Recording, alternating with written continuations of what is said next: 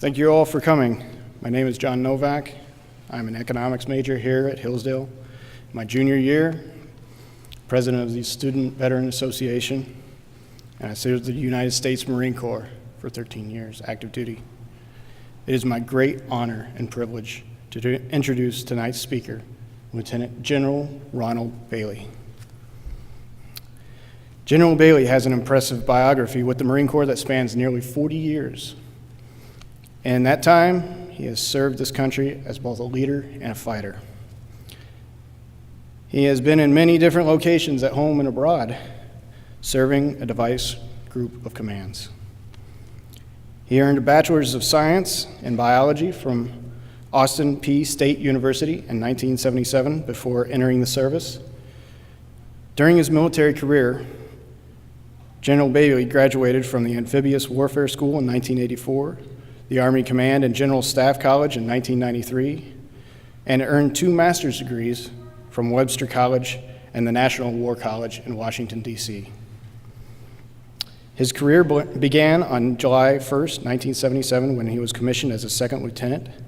After graduation from the Infantry Officers Course and the Basic Communications Officers Course in August 1978, he was ordered to the 3rd Marine Division in Okinawa. There he served with the 2nd Battalion, 4th Marines, as a rifle platoon commander and a 81 millimeter mortar platoon commander. He was then assigned to posts on Parris Island, Camp Lejeune, Kings Bay, Quantico, and Washington, D.C., among others. In 2003, he led the 2nd Marine Regiment during the March to Baghdad. From 2004 to 2005, he was assigned as the CMC National Fellow at the Council on Foreign Relations. And in 2011, General Bailey became the commanding general of the 1st Marine Division. In 2003, Lieutenant General Bailey was promoted to his current rank and assigned to Headquarters Marine Corps as Deputy Commandant for Plans, Policies, and Operations. Lieutenant General Bailey's awards include the Defense Superior Service Medal with Bronze Oak Leaf, Legion of Merit with Combat V, Meritorious Service Medal with 2 Gold Stars, Navy and Marine Corps Commendation Medal with Gold Star, Navy and Marine Corps Achievement Medal, Presidential Unit Citation, and the Combat Action Ribbon. Please join me in welcoming General Ron Bailey.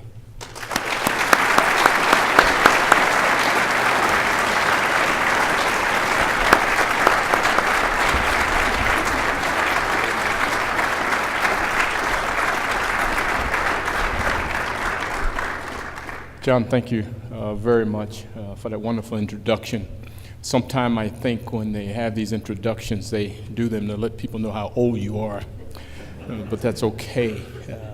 Only a Marine would understand all that he said. He can go through that bio and said those things that delivered like a Marine, so thank you so much. I've had a wonderful time, a wonderful day here. The day started pretty early as I flew in from Milwaukee, and part of the trip planning was for me to go out and support one of my former aides who's RS Milwaukee.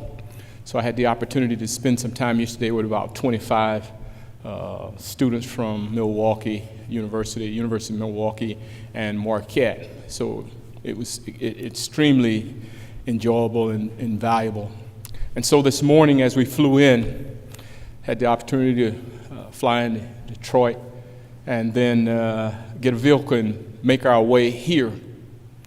It's very interesting driving into here. Everything was moving right along.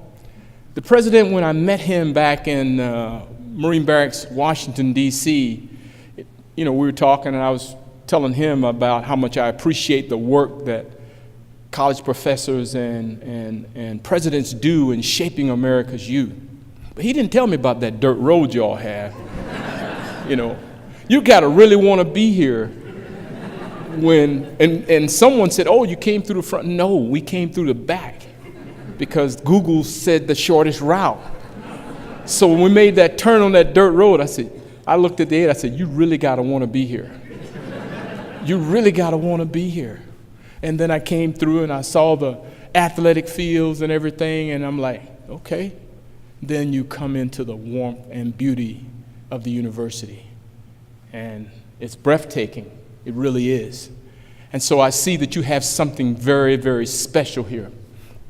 I can't see the slides now, so I'm gonna have to look. Oh, it's exactly what I wanted. So I purposely wanted to put that emblem up first because I wanted to share a few things with you about that emblem and what it means not only to me and to the Marine Corps, but to you.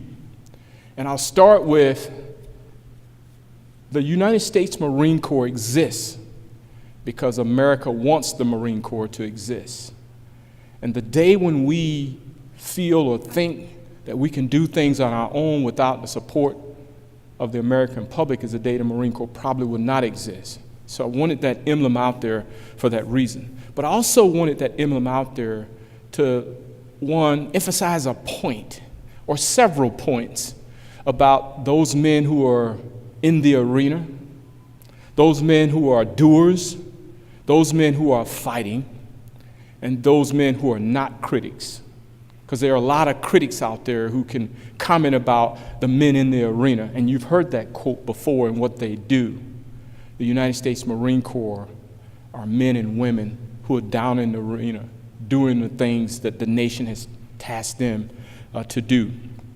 So with that, I want to say good evening to Dr. Arns and to the distinguished faculty and to all students, family, and friends, and residents and supporters of Hillsdale College. I want to share with you a couple of things. I want to start by giving you kind of a backdrop of what's going on in the United States Marine Corps. We've had a peaceful transition of power over the last week or so, and I had the pleasure and honor of being able to participate.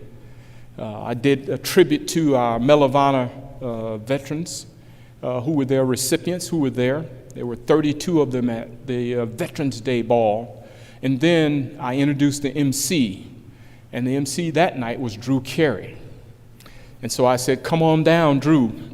But Drew's a Marine. Drew was a Marine sergeant, and so he was all into it. And so it was a wonderful, wonderful evening and a wonderful opportunity to recognize some outstanding citizens of our nation.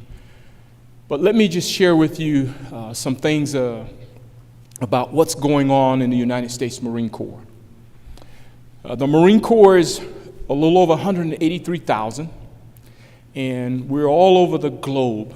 We're in about 37 countries. There are 183,000 of us, and there are about 32,000 of Marines are deployed around in 37 different countries, 20 operations, and about 21 theater security exercises and events that we're doing all around the world, from building schools, networks, and roads, and things of that nature. And the reason we do theater security operations so that we build relationships. If something happens, we're not starting from ground zero.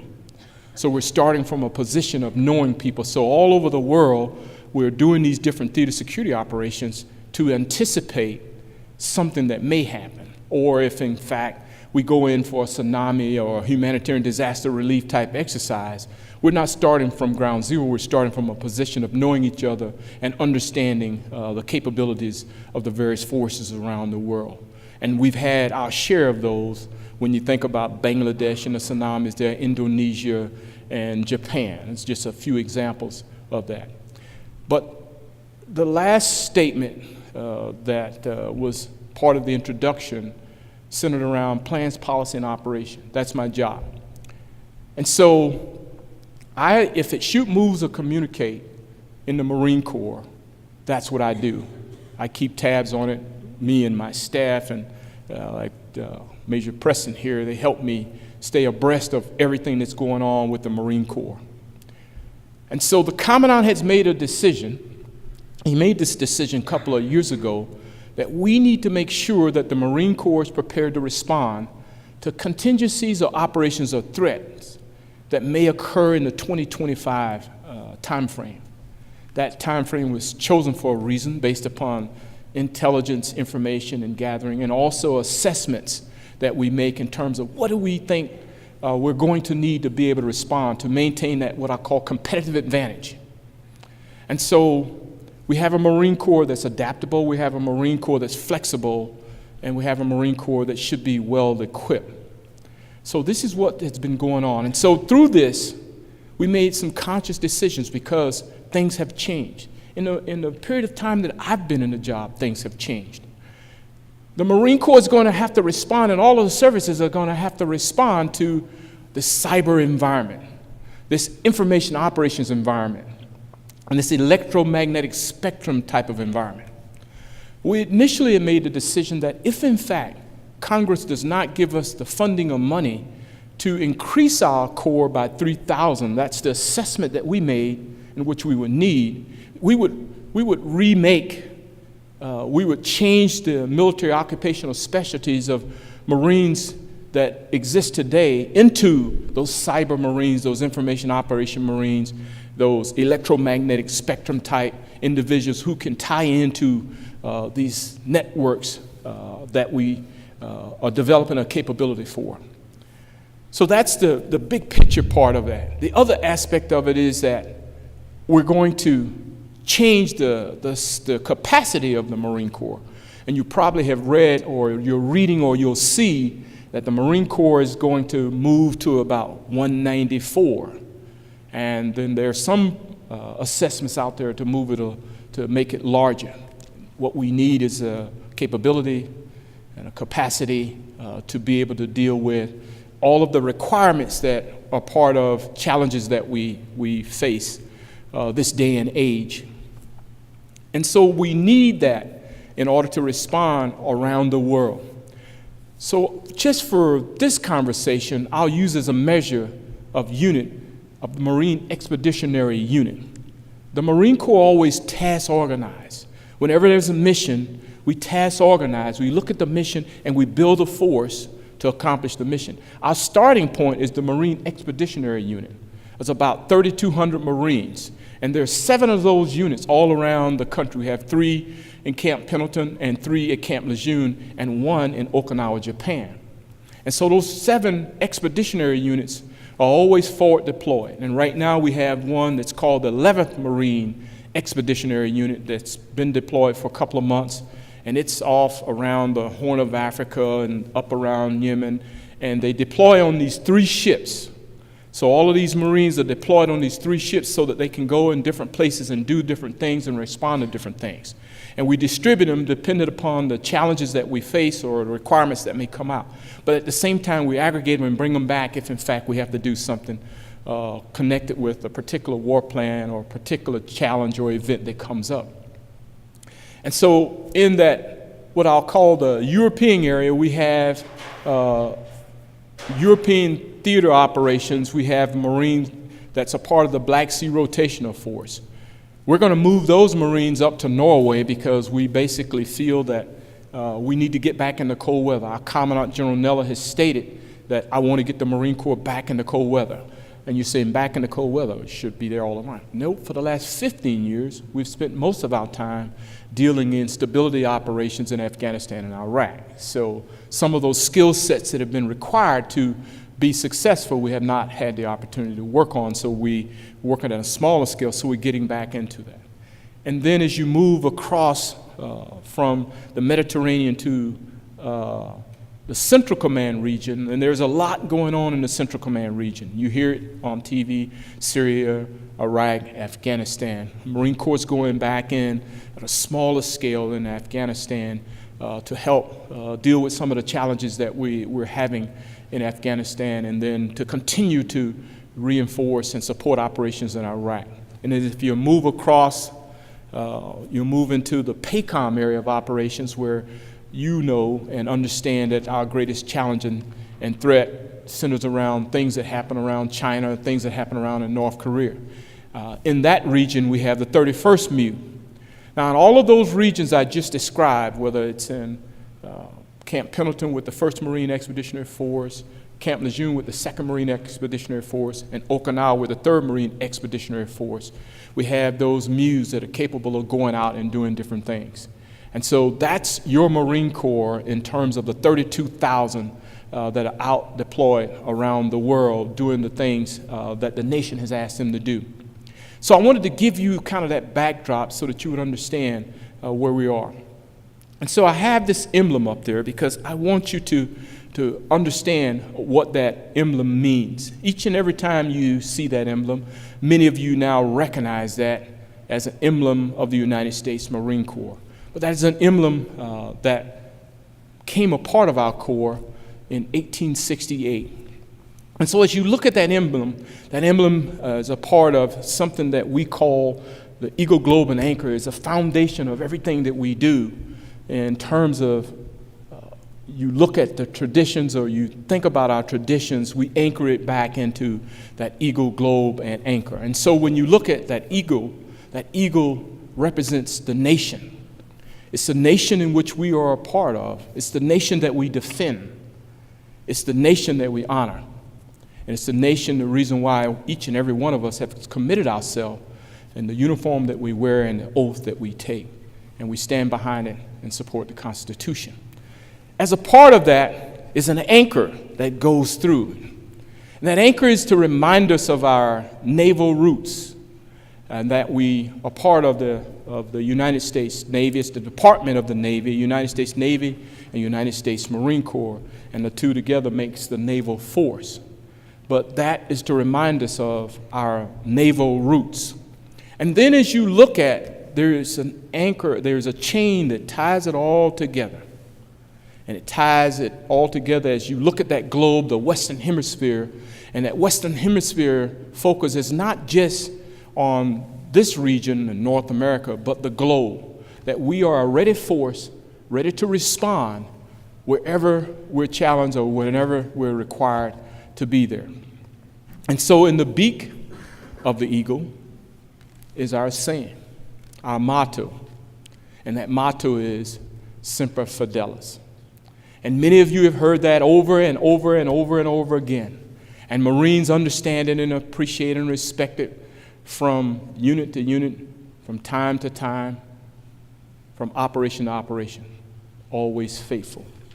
Now that motto, always faithful, is not a temporary thing. It is a permanent thing because we believe in it. It's our actions that we follow through on with it, which is very significant and important to us. And so as you take a look at that, I wanted to at least have that as a starting point for why we do what we have to do. If you move to the next slide. And I'm going to walk over in this succession. Just want to make sure that home is a home of the Commandant. And I decided that I wanted to talk to you about the home. That home of the Commandant is kind of our foundation. It's just like this home. It's just like your home. And each and every home or house that you go to, the foundations of that home are built on some basic principles that you as a family has established or you as an organization have established. And so I put some specific words on that house. That house is our institution. It's the United States Marine Corps institution. And so when we start talking about leadership traits and principles, we know that there are 14 leadership traits and 11 principles. I wanted to break it down so that you would understand the foundation of the house. That house is the Commandant's house. That house is the oldest federal building that's occupied in Washington, D.C. Thomas Jefferson got on a horse and worked his way through Washington with the Commandant and discovered that land. And he was looking for a place that would be close to the Navy Yard, but also close to the Capitol and to the White House, so that Marines could respond and be able to get to that house. Now, he scouted this out in 1801. It was completed in 1806. There's an interesting little story. If you ever have the opportunity to visit the barracks is a citadel-like, quad. And at the far end, it was a foundry. And the foundry, Marines were given extra pints of rum for more bricks that they were produced for the commandant's house. So his house was the first house that was completed. I'm sure the Marines were sober when they finished. But it was completed in 1806, and every commandant, except 2, we have 37, have lived in that house. And so I put that house up as a symbol of the institution and what it represents. And at the beginning, it's honor. And so as in your house and this house, honor is about respect. And so it's the honor of our Corps. We have defended this nation since 1775 with honor, with respect, with a great amount of pride. And that has been the starting point. And the starting point for when you walk through the door, as you walk through the door, it's the honor of those Marines who wear the uniform today. It's the honor of the Marines who we bring in after our day. It's the honor of the Marines who occupy and are part of the organization as it stands and exists. If you were standing here in a Marine Corps organization, we would have the American flag and we'd have our battle streamers. And those battle streamers are numerous. And as I often say to many and remind people, that the battle streamers are not campaigns and exercises and battles that the Marine Corps have been a part of. They're Marines who have made this all possible. And they made it all possible because of the honor that they have displayed and demonstrated time and time again. No matter what the charge or challenge, they have been able to be successful. And so as you look around that house, you look at that house and you'll see some other things, some very significant things. You'll see the word history. We all know what history means, but to a Marine, it's the heritage, it's the legacy. It's the history that goes back to the start of the nation. It's the history that we all connect ourselves with. And we connect ourselves with that history because we truly believe that we are not going to be the Marine to lose the battle, to lose that first battle. We connect to our history and our legacy so that we have something significant and important to pass down. And so that history is what ties us to those who've gone before us and those who wear the uniform today, that we understand in 1868, the Eagle, Globe, and Anchor. 1883, our motto, Semper Fidelis. We understand the 13 stars that go around our buttons of the 13 colonies or original colonies of this nation. We understand what each and everything stands for. And we understand our history because when you know your history, then you not only have something to pass along, but you do everything in your power not to repeat those bad things that have happened, that you learn from them. And so history is extremely important. And as you work your way around this house of the commandant, there are a couple other things that kind of stand out to you. And you'll see it's called hard work. In order to be a part of the organization, and any organization like the House of Hillsdale and the House of our Corps, it takes hard work. Hard work is dedicating yourself, being disciplined, making sure you give that extra, making sure that you hustle. And so I always say that, I may not know everything, but when I see someone who knows something, I'm going to observe and watch and watch and work at it until I get it. That's what your United States Marine Corps is about, is that we understand in order to be who we are and to be the protectors of this nation and our Constitution, that we've got to work hard, that we have to hustle, that we have to demonstrate the energy that's required to be a leader, that's required to maintain what we have. And so hard work, hustle is extremely important and significant as we move forward. And then, in all, that leaders should be humble. Leaders should know where they've come from. And we don't take ourselves to be above anyone. One of the things I remind myself of all the time, that I got to always get out there and get in with the Marines. We were doing a ship loading once, and you get in the line, you take off your blues or take off your blouse or take off your top, and you start loading it just with everyone else. You don't forget where you've come from. Whether you're a PFC or a general, you know your history, and you know where you've come from, and you know how you've gotten there. And so you never put yourself above anyone, because they are the ones who are willing to, one, sacrifice, to dedicate themselves, and also dedicate themselves in their life to this great nation. And so it's always important to be humble.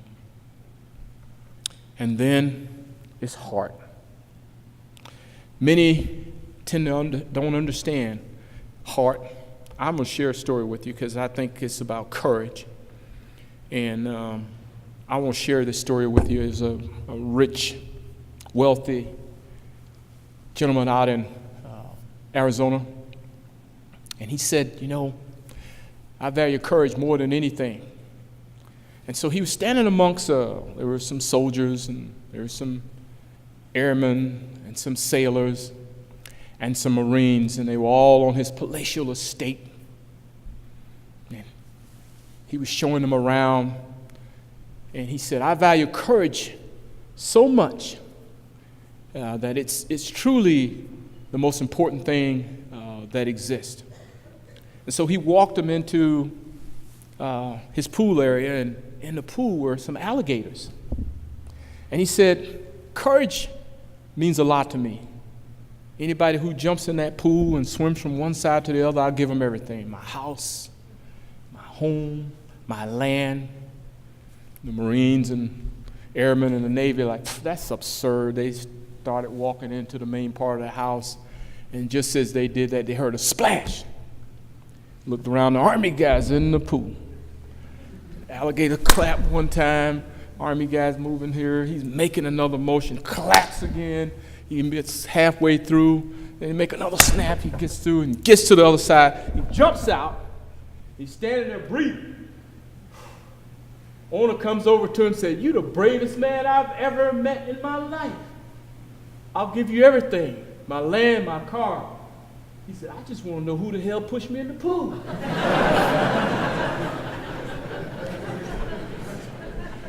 And so, I say to you, when you have heart or courage, I don't want nobody to push you into it. I want you to step out there and do it. There have been many people who defended this flag and defended the flag of our country who have demonstrated that kind of courage. There have been many others who've demonstrated heart. There are a lot of people who demonstrate heart. When I think of heart, I think of some people you will recognize. The younger generation may not recognize this name, but you have Google. So you can go to Google and look it up. When I think of heart, a gentleman by the name of Chuck Webner. He was an old journeyman boxer who fought Muhammad Ali. Took him to 15 rounds. Before that, he hit him in the side, knocked him down. First time Ali had been knocked down. He gets up and he's pounding Webner. Webner's still in there. That's hard. He wouldn't give up. He never gave up. But it wasn't that fight that was the one that I want you to remember. It's the gentleman who was observing the fight. His teachers told him that at best, you be an elevator operator. You don't have a whole lot of skills. He told them he wanted to be a writer. Like, writer? I'd just be happy to get you out of Drexel University. And so he saw this fight. And in 3 days, he wrote one of the most memorable scripts ever to be written. And the script was Rocky. And his name was Sylvester Stallone. And so I tell you that because as teachers, you never know. You build talent. You develop talent. But he had the heart to drive through on his goal. And so it wasn't just one Rocky, there were several Rockies. And when they told him he couldn't play the role, he said, well, you're not going to get my script. And so this turned out to be $1 billion evolution. He's a man with a lot of heart. And so I say to you, it's courage, it's grit, it's that mental toughness that's significant and important that is required in order to be successful. As Americans, we understand that. We believe in that, and we drive to it. As Marines, we understand it, we believe it, we drive to it. You know, every Marine's a rifleman, Semper Fidelis, all that. Because we're going to stay there all the way to the end. We're not going to give up. We're going to stay on the left and the right of those who are a part of us. And so that leads me to health. I used to think that it was a three-legged stool. And then I realized that as things have evolved and changed, it's a four-legged stool. It's mental, it's physical, it's spiritual, and it's now social. And so all of that together is what's so important in what we need in order to be the organizations that we are and to keep the house strong. To keep the house strong. And that's what is so important about health. Sometimes we just don't know that we need to take care of ourselves, take care of those around us, make sure that we're doing those things. We talk about leadership traits and principles, and one of them is take care of the Marines. Take care of those who work around you. Make sure you understand what they're all about. You see, I'm engaging. Everyone can be engaging. Everyone should be engaging because it's how you learn about your people and learn what they're capable of doing. And that in itself says a tremendous amount. But you see, the foundation of the house is built on habits. It's habits of thought and habits of action. You see, the habits of thoughts turns into words. And so those words that we are used to are very positive. That foundation is built on positive words. The house that we grew up in, the house that you become a part of, the Hillsdale house, is a house of habits. It's a house of habits. It's habits of action that it leads to, because habits of action say that I'm going to get out, I'm going to do those things that I should be doing, I'm going to be a good role model. I'm going to be a very good role model because I know someone's always watching. But you don't do it because someone's watching, you do it because it's a part of you. And so when you're part of that house, this institution of our core, we've got to have good habits of action. Good habits of action leads you to success. Good habits of thought get you there. And so I say to you that it's so important to remember that you can shape your habits of thought and your habits of action. And so I always remind myself that as I walk out of my house, I never want to do anything to embarrass my family name, my mother, my father who's gone away. I've told a group today that my mom was worse than any gunnery sergeant. Man, oh man. Couldn't have an afro, couldn't wear stacked shoes. I had to plead with my dad. Gunny Bailey was tough. But one thing I reminded myself of is that I would never embarrass her. And so I'll leave you with this. Your name, you got it from your mother and father. It was all they had to give. So it's yours to use and cherish for as long as you may live. If you lose the watch they give you, it can always be replaced. But the black mark on your name can never be erased. And so I always remind myself that when I walk out of my door, I walk out of my door with the family honor. I walk out of my door with the family name. You shape talent.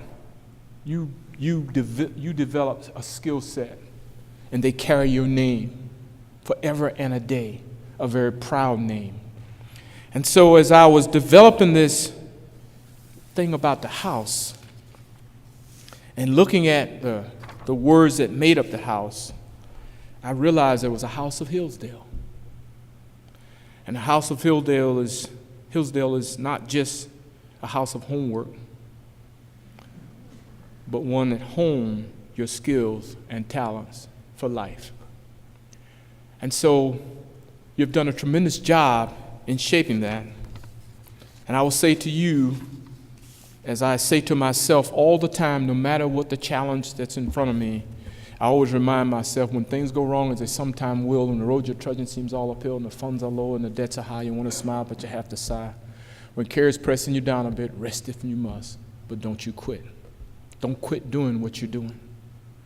Keep doing what you're doing, because what you're doing are great things for our nation, great things for the Marine Corps, and great things for the people that you touch. In closing, I have a specific focus for Boy Scouts and for young adults. And those who have gray hair like mine and losing your hair, you'll remember a gentleman by the name of Iron Eyes Cody. Iron Eyes Cody was part of one of the most memorable Keep America Clean campaigns that you ever want to see. You remember him as being in the canoe, and he was paddling in the canoe up the river, and a tear rolled down his eye as he looked and see the trash that has clogged our rivers. Iron Eyes Cody wrote an article in Guidepost magazine, and the article that he wrote in Guidepost magazine was about a young Native American boy who had out of the wilderness on the third day, and he looked up at the beautiful snow-capped mountain, and he said, all mine. I'd like to climb that. And so he put on his leather coat, made his trek through the valley, got up to the top of the hill, looked around. He was so impressed. He go, wow, look at what I have. Just then there was a rustle down at his feet. There was a snake, and he jumped back. And the snake said, I'm cold. Please take me to the valley. He said, no, I've been forewarned that you'll bite me. He said, no, I promise you. He was a persistent snake. I promise you, I won't bite you. So he finally convinced the young man. He reached down and put the snake in his leather coat, worked his way back down, got to the plush green valley, reached in his coat, put it on the ground, and just as he put it on the ground, the snake bit him. He said, you lied. You promised me you wouldn't bite me. He said, you knew I was a snake when you picked me up. And so I say to America's youth, know a snake when you see it. Drugs, it's a snake, don't pick it up. Alcohol, drunk driving, it's a snake, don't pick it up. Cheating, it's a snake, don't pick it up. Compromising your values of who you are, don't pick it up. Don't give away your integrity. Don't let anybody take away your integrity. It's a snake, don't pick it up. So in all that I say to you, Hillsdale, you have built a house of integrity, a house that honors hard work, a house that has demonstrated health, that you care for those around you. I know because I've had the opportunity to spend some time with your president and your faculty, and you're beyond impressive, and your habits are good. Your habits of thought and your habits of action are where they should be. So with that, God bless you, and I will open the floor for questions. There's never a question that I won't attempt to answer or that's off the table as far as I'm concerned. I've never run from a question in my 39 years as a Marine, and I don't plan on running from one now. So thank you.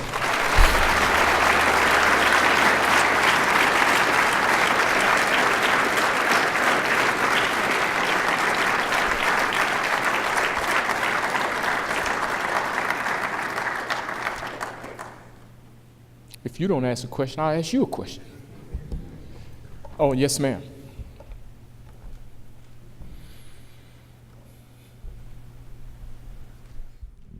Thank you for your service.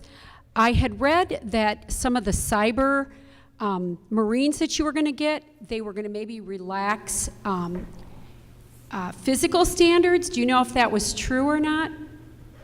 Okay. So there have been many discussions about how to bring in the best and the brightest of the nation. America knows that we have very stringent policies on tattoos and requirements. So during our last administration, the idea was presented of maybe we should make some changes in order to get the best and brightest from the cyber field into the Marine Corps, that we would bring in contracts. That is not new in the United States Marine Corps, okay? The President's own band, the band that's the United States Marine Corps band, is contracted. So we contract the best musicians. They come and they come before, and then they all perform. And then there's a selection process that says, okay, you made it. So this won't be the first time we would contract someone into the Marine Corps for a particular skill set. If we're looking for an oboe player, we don't go to the trumpets. We go get all the oboe players and bring them in, and the best of the best gets selected to be a part of that 150 that makes up the President's own. So that won't be the first time. Our Commandant has said, when we increase the size of the Marine Corps, whatever we do, we're going to do it in a fashion that will allow us to maintain our standards. And so we're going to do everything in our power to maintain standards. However, we may get to a point where we may have to contract some cyber Marines, but I can tell you that we will do everything in our power to hold true to the standards that we establish, that we hold for every Marine that wears this uniform. So the answer is yes, that discussion has occurred. However, we are working our way through on how we're going to deal with the challenges that we need in having the right cyber Marine to be able to do what we need them to do. In this distributed environment that we're going to fight, and the environment I didn't lay out to you, the environment's dynamic, it's ever-changing, it is very dangerous. And believe me, as I said before, what I started with 3 years ago and where I am today in terms of the environment and what is going on in the country and the world, it's just unbelievable. I mean, it's friction, it's fluid, it's just all types of things going on, and we've got to be able to compete. And it is imperative that we maintain a competitive advantage. And I can tell you, I don't like to lose. I don't like to lose. So I'm going to do everything in my power to make sure we don't lose. We're not going to lose. We're going to win. And if that means that I got to kick the door in, I'll kick the door in. But we're going to win. Yes, sir.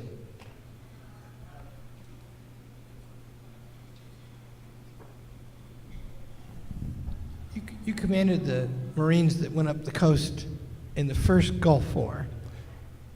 Second Gulf War. Right. The first invasion into OIF, I was in the first invasion that went into a place called Al-Naziriyah in southern Iraq. Tell us about that. What was that like? Okay. Let me just create a starting point that maybe make it. So one of the things that I believe in is that no matter what you do, you got to always have a plan. You got to always prepare yourself. You got to always practice, and you got to perform. The mission I had going into Iraq was I was going to follow and trace and then secure as 1st Division passed through. That was the initial mission I was given. I was to follow and trace. And I'd be darned when the rounds started firing, I found myself I was out front. So the 1st Division was behind me. And we had went through a sand table exercise the size of this group over here where we laid out everything that we thought was going to happen. And none of it happened the way we thought it was going to happen. When the rounds start firing, it just don't happen that way. So I thought I was going to be followed in trace of the 1st Division, and as they took something, I would hold it, and, and they would go on. And the next thing I know, I'm in the most dynamic battle going on. The first major battle, I'm right in the middle of it. I was coming back. I had traveled all night to go secure a bridge and put a unit outside of the artillery fan, so I put armor units over with them so that they would have an ability to defend themselves because they were outside of my artillery fan. And then as I was coming around that morning, because it took us all night, we stayed up all night and drove back around, I get around and firing starts on the other side. And I get a radio call from my battalion commander, "Sir, there's army in front of us." I said, "There's no army in front of us." The army was to pull out and go back around because they were going to envelop Baghdad. And he, "No, sir, there's army in front of us." "Hey, Rick, there's no army in front of us." And here comes a captain running up, and then a couple others, and that just happened to be Jessica Lynch that got ambushed right in front of us. And we didn't know army was in front of us, so we were tasked to go and secure 2 bridges in a city called Al-Naziriyah, about 400,000 people. And we secured the Euphrates River and the Saddam Canal bridges. So we had rehearsed that plan. Round started firing, it didn't happen the way it happened. Captain thought that his unit was pinned down, and he goes through the gap, gets hit, get friendly fire hit, which you never expect. A-10s hit us, the enemy hit us, and so we're in a massive fight. Sure wasn't what we rehearsed. And so I say to you that I thought I was going in a following support role, and I was in a dynamic fight for the first 3 or 4 days of the war.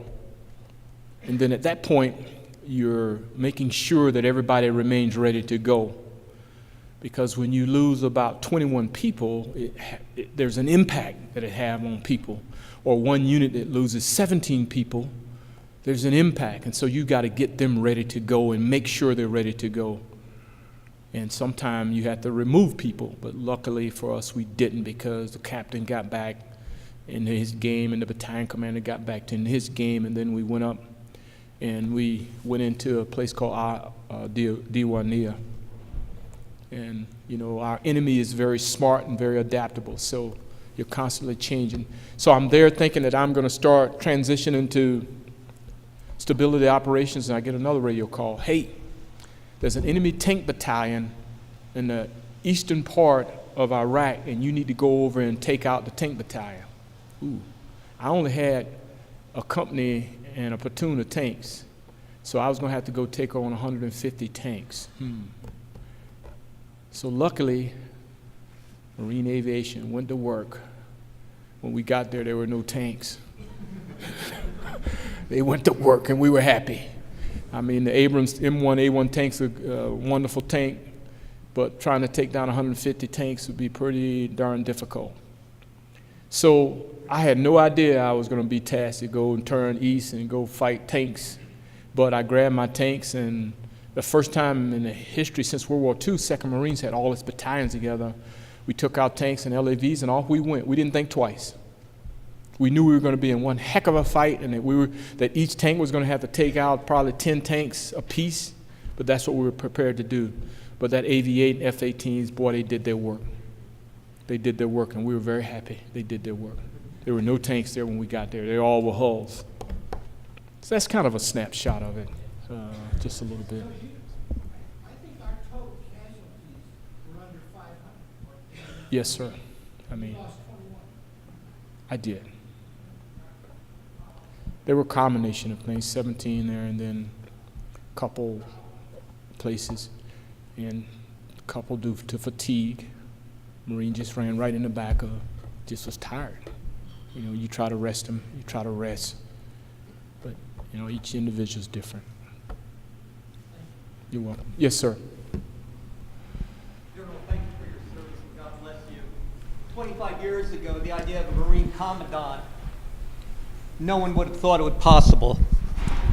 Today you have a Marine Commandant, you have a Marine Secretary of Defense, a Marine Head of Department of Homeland Security. You're making me smile.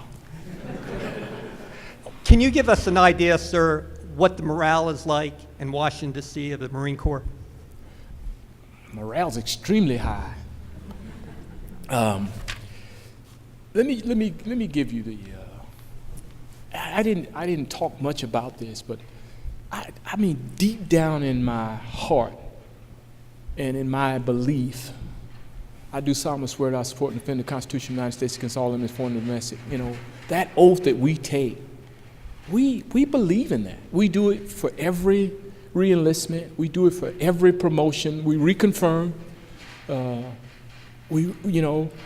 memorized that oath when I was a second lieutenant. Never forgot the words, because the enlisted oath and the officer's oath are different, and I've never forgot the words and what they mean. And so all the military in Washington, D.C., when there's an order to change of power, we line up and off we go. But morale's high. Morale has been high for some time. Now, I'll be the first to tell you that, we've got to work on personnel going out in a 1 to 2 dwell. They go out and they go out for 6 months and they only get a year. So we're trying to get that to a 1 to 3 to give more time, because we need more time. It's not a money fix to solve readiness issues and challenges. It's money, it's equipment, it's modernization, it's more capacity. There's a whole series of things that's involved. But people are excited about the Marine Corps going from 182 now to 185 and 194. But I will say this: show me the money. You got to have the money. And then there's discussion about going even higher. Same thing with the Army, squadrons at the Air Force, Navy to increase in ship size. So this will give us the capability and capacity that we need. But we just don't want to grow in size. We want to make sure we have the capability that we need for a future fight. Don't just want to grow numbers and have what you already have. You want to have the capability to be able to fight in 2025 with weapon systems and platforms that you have been doing experimentation with. And that's what we have been doing. We call it Marine Corps 2025. We had a battalion that we've gone out. We're doing everything from experimenting with the size of the squads. We've gone from 10, 12, 13, up to 16. We're experimenting with putting in cyber units in each platoon to see how we're going to distribute and make sure we have the capability to do all those things, to deal with cyber operations, information operations. So we're experimenting right now. I have a brief next week to discuss Marine Corps 2025 in terms of what are we going to buy first, and then what do we buy next, and then what experiments we're going to do to make sure that when we get to 194, it's the 194 force that you will be proud of, and two, that will be able to compete on the battlefield and win the war. You got to win the first fight. You got to win the first fight. And we plan on winning the first fight.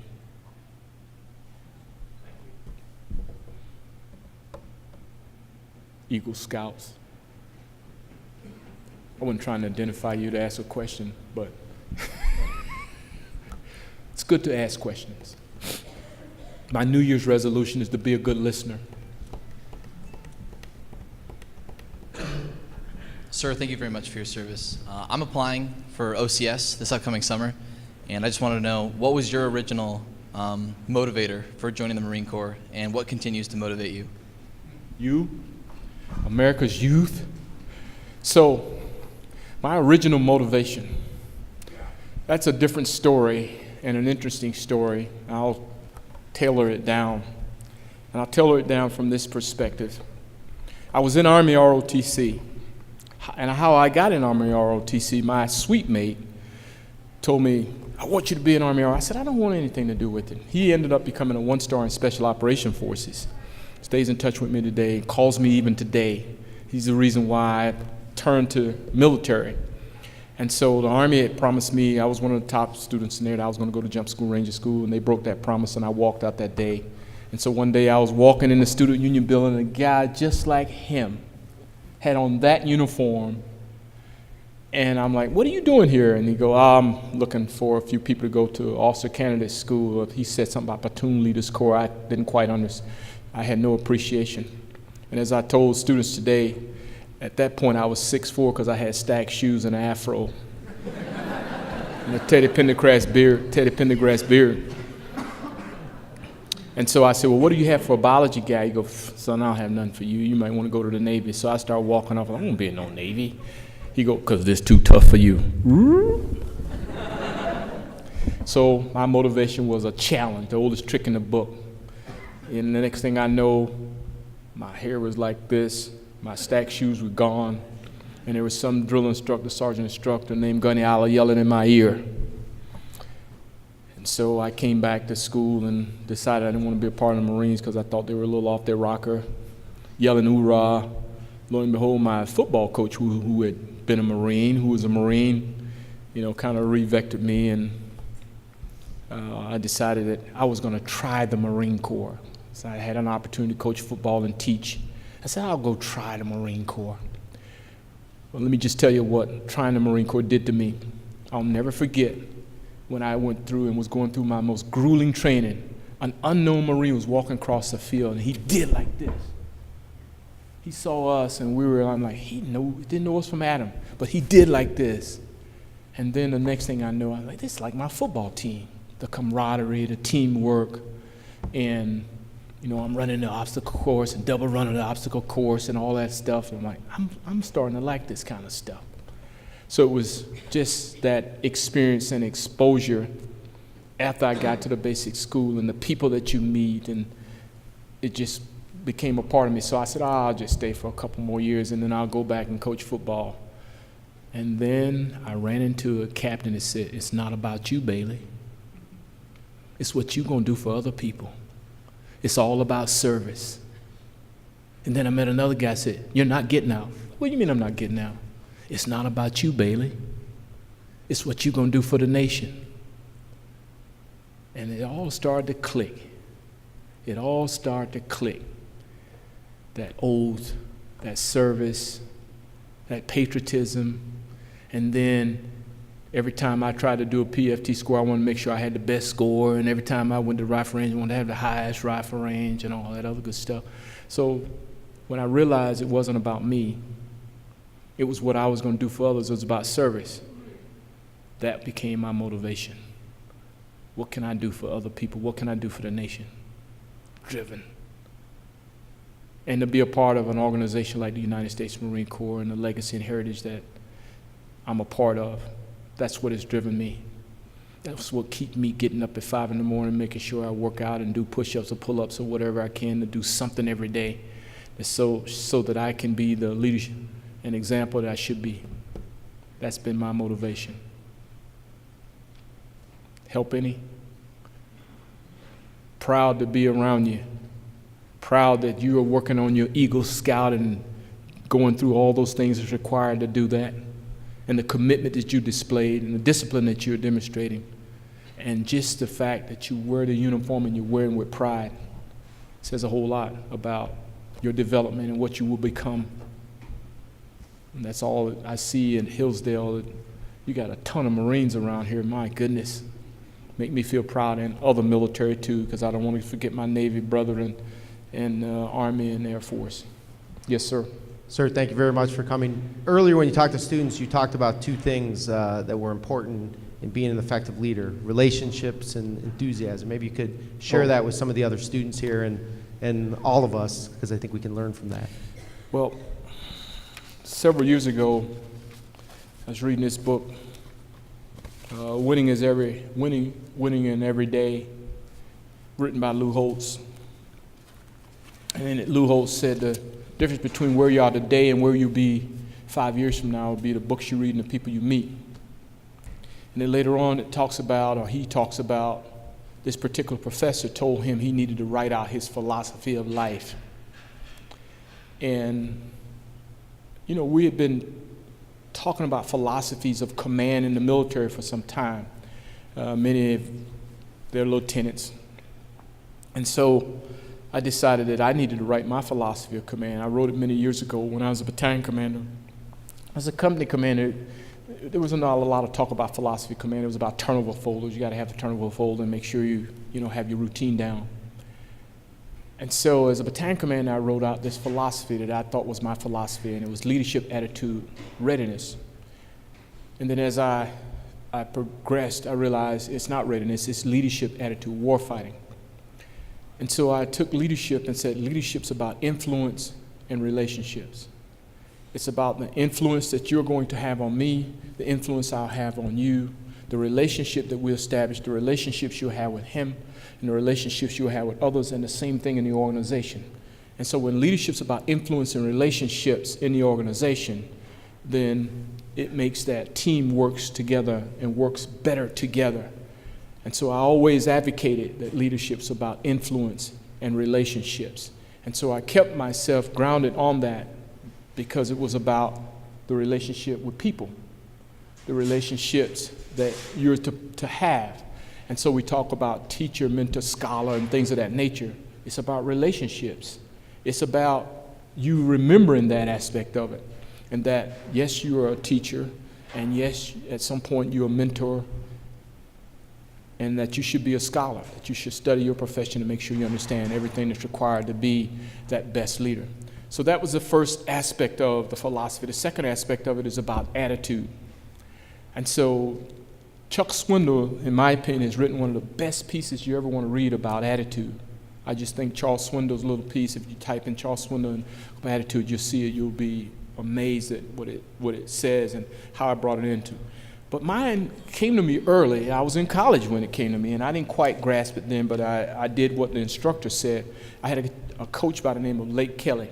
I took all the athletic coaching of football, basketball, baseball, racquetball, bowling. I wanted to make sure I had that. I was a biology major, but I knew that my heart was in sports, but I really enjoyed those classes.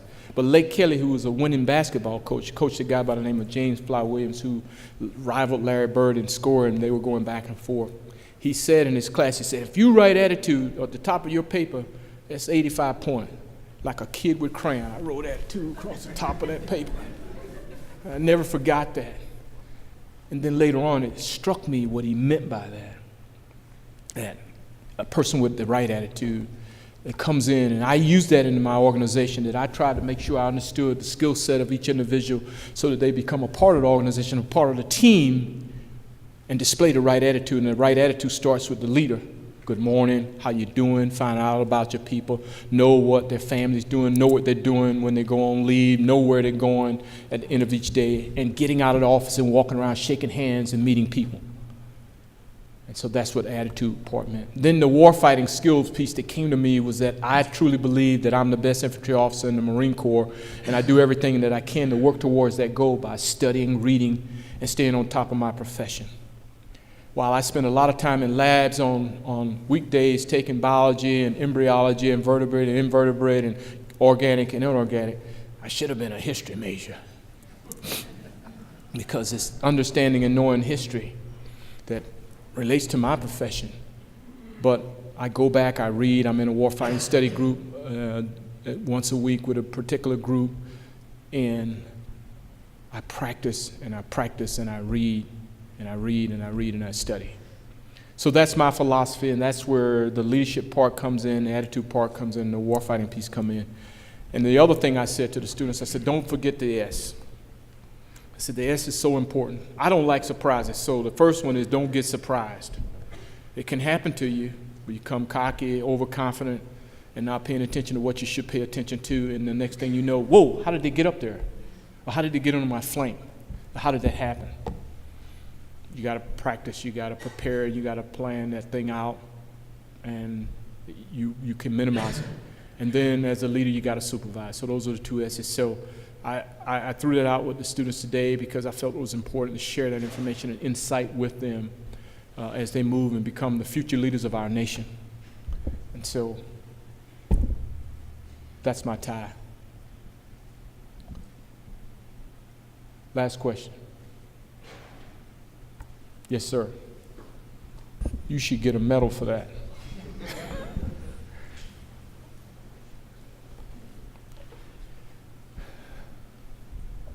Thank you for your service as well. My question is, what is the best advice you can give to youth like myself, and leaders or young leaders that you can help them develop or become stronger? Okay.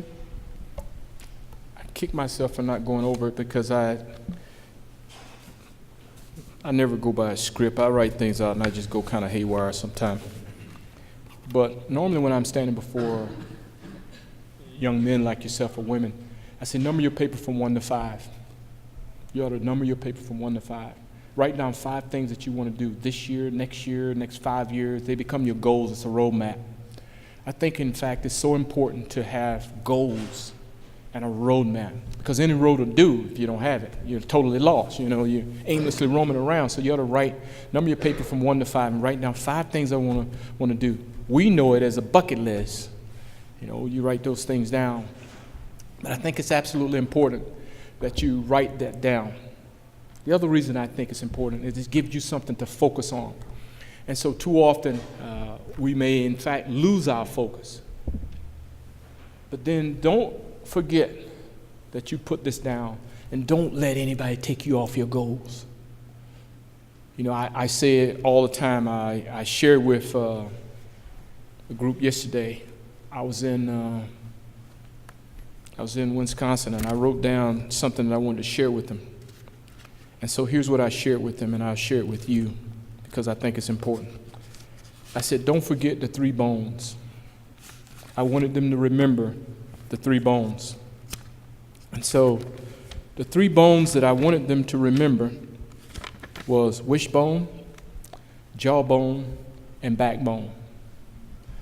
The wishbone keeps you chasing your dreams. You know, you wish for it and you go after it and you continue to keep dreaming and dreaming. The jawbone helps you to ask the right questions that are necessary to find your dreams. And the backbone keeps you at it until you accomplish your dreams. So I say, remember the bones. Remember the 3 bones. But most importantly, stay focused. Stay focused. And as hard as this may be, your parents do offer you good advice. Your teachers are, in fact, someone that you can listen to. And it's people at church, people in your community, or people who are looking to see you do well and do good. Just remember, the road is not always yellow brick. Follow the yellow brick road, you know. You can follow that yellow brick road and get there and get to the crossroad and just all heck may break out. And you could very well falter. We all make mistakes. But stay true to who you are. Stay true to who you are. And you'll be okay. I've already told you about integrity. I already told you about heart. But remember those bones. And when you get discouraged, you got to keep it. I always keep the poem "Don't Quit" in my wallet. It's in my wallet. It's memorized. I say it over and over in my head, time and time again. Find your favorite poem, whatever it may be. It may be Invictus. Out of the night that covers me black as a pit from pole to pole. I think whatever God's made me for my unconquerable soul and fail clutching circumstance. I'm not wishing to cry aloud on the bludgeon of chance. My head is bloody, but I'm bowed. Beyond this place of wrath and tears looms but the horror shed. Yet the minister of years find and shall find me unafraid. It matters not how straight the gate. I'll charge with punishment the scroll. I am the master of my fate. Okay? Just, find what motivates you and stick with it. But stay on your goals. Hopefully that helped you. I gave you a whole lot in that question. I gave you a whole lot. Okay, last question. Was that what you were getting ready to say? I was getting ready to say thank you. Oh, okay. That's good. Thank you would be good. Thank you very much.